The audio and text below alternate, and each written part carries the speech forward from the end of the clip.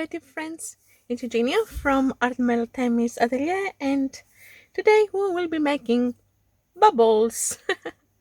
uh, yeah, I was just playing around with masking fluid, and I just came up with the idea to see how we can make circles with masking fluid uh, without actually draw the circles. So I uploaded a video how to liquefy my the almost dried masking fluid. So I have some prepared here, and I just put it in stay with the back of the brush always, and never with the bristles, otherwise that's it, your brush is gone. So always you never use this, never. Unless you want it to end up, looking like something like that, which it's fine to make some fine lines, but if you don't intend to do that and destroy your brush, if it's an old brush, it's fine. But yeah, so what I have collected some round objects here, all different sizes. So I go in and I dip it in my masking fluid, and then I go and rest it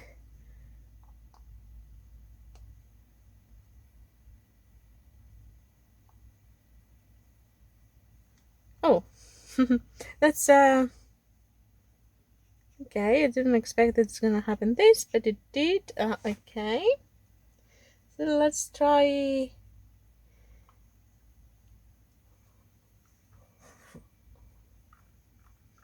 Okay, maybe now it will be a little bit better.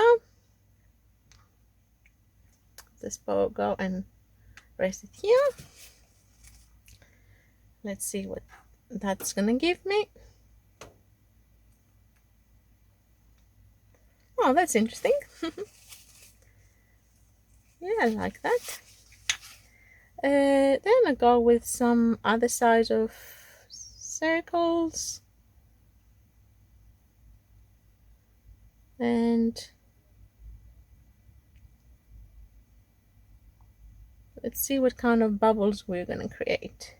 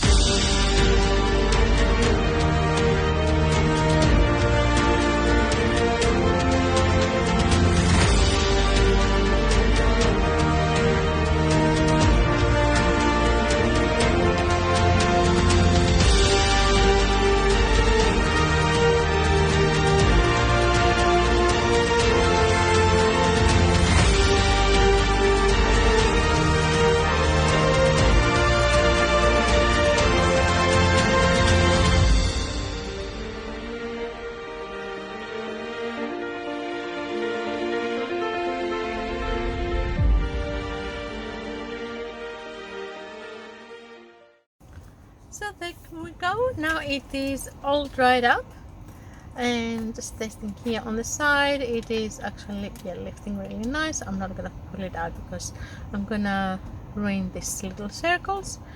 So the next I can put this away, and the next thing we'll do is put some Brusho. Okay, so I'm going to be using today the sandstone. It looks pretty green, but it's supposed to be yellow. The yellow ochre, it's supposed to be yellow too. It looks grainy. Anyway, we'll see what it's going to give us. The lime green,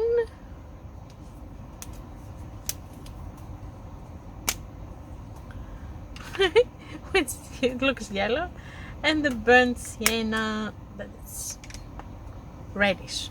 Okay, so let's see what we're gonna do with those colors. By the way, it is from the pack of 8, assorted pack of 8 colors, the Brusho. So it is from my smaller set. So we know how it goes with the Brusho. We'll just spray some water.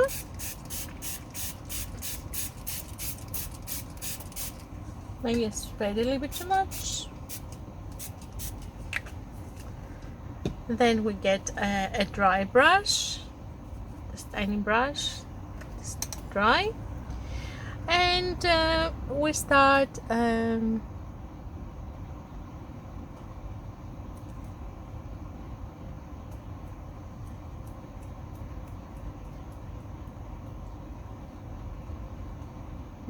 throwing some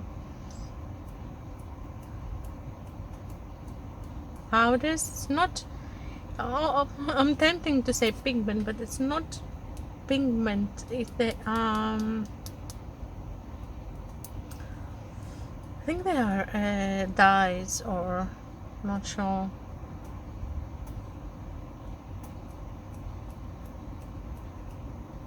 They give really nice effects. Look at this, it's amazing here.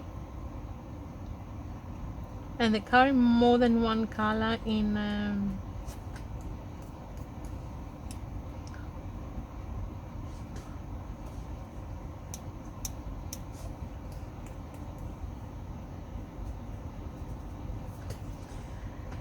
so this is the terracotta. No, sorry, the burnt sienna. The burnt sienna is, wow, really strong colors.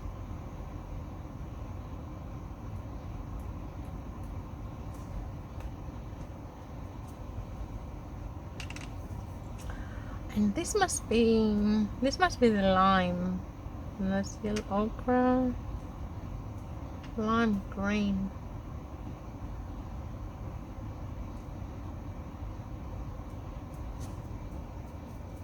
Yeah, I wouldn't mind a little bit blue.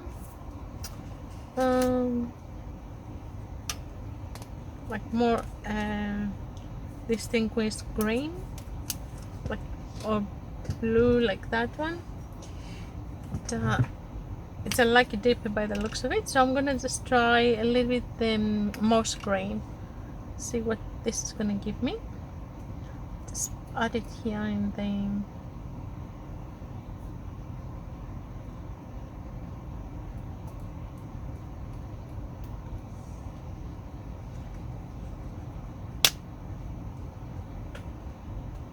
it does give some blues.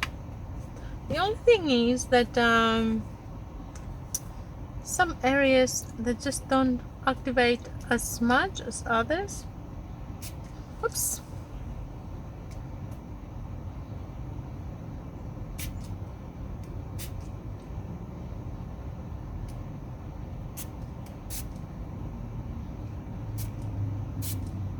Maybe I should just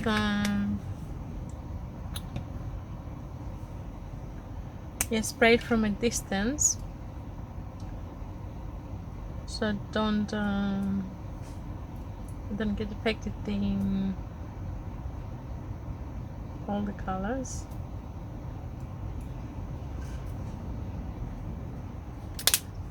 Okay, and I think I should let them do what they have to do now, settle the way they want to settle, and once they settle and dry up, we will come back and lift the masking we put before, the masking fluid, and yeah, we will see what's left. So I'm just closing all the, make sure you always close and don't leave them open, because if they tip, they're gone. I mean, because they are pretty watery, I could probably play a little bit around with the direction that the paint or the pigment, whatever, the inks that they want to go. Just clean up all around so don't make too much mess, because they are permanent.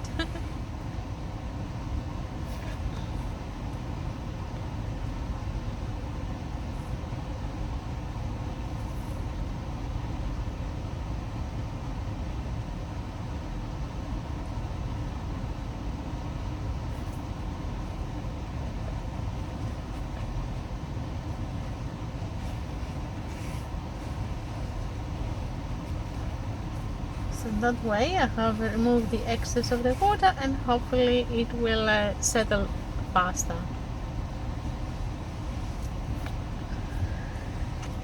Let it rest, and we'll be back soon again.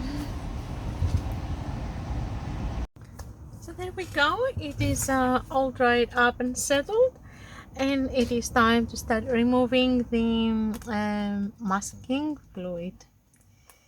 So let's start.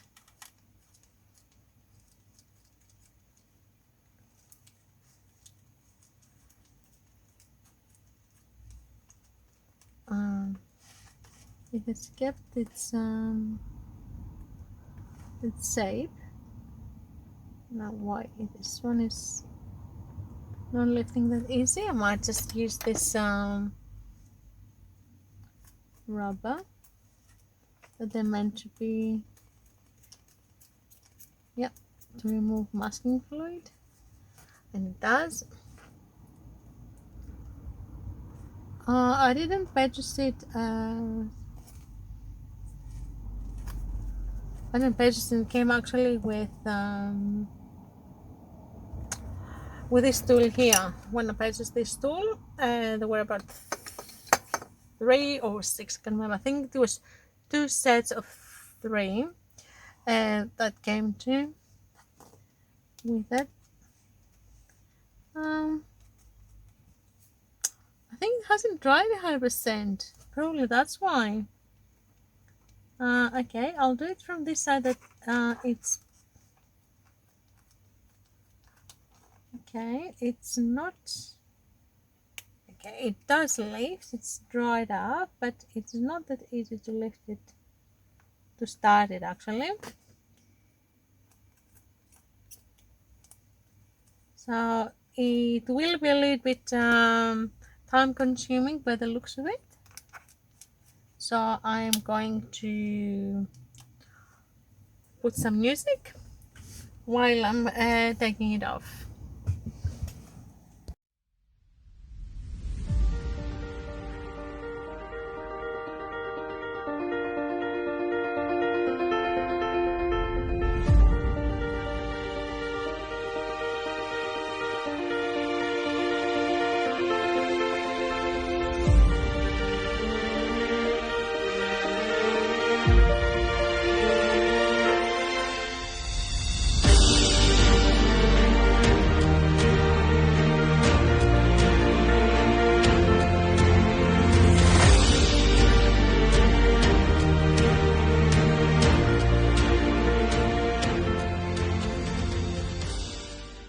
So there we go.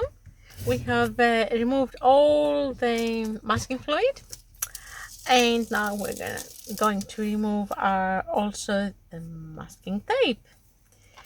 And it's pretty impressive actually. I really like the arrangement that of the colors, how they've mixed, and the bubbles. Some of them they look like bubbles, like here, and some others just circles. Some I don't mind actually. It is it's very interesting. I think it is a great background for a card, or I don't know, I just like it. I will probably use this technique for something else when I make something, maybe a larger abstract painting. I will probably introduce that up to a layer, and then again I will decide what else it will follow. So so there it is from a little bit closer. So I hope you enjoyed it. If you found this video useful for your art, or interesting, or if you learned something, then please don't forget to like it. Thumbs up. And yeah, please subscribe so we can continue experimenting with more techniques and mediums, and keep on learning. And again, don't forget to click also the notification bell, so every time we upload a video you can get a notification.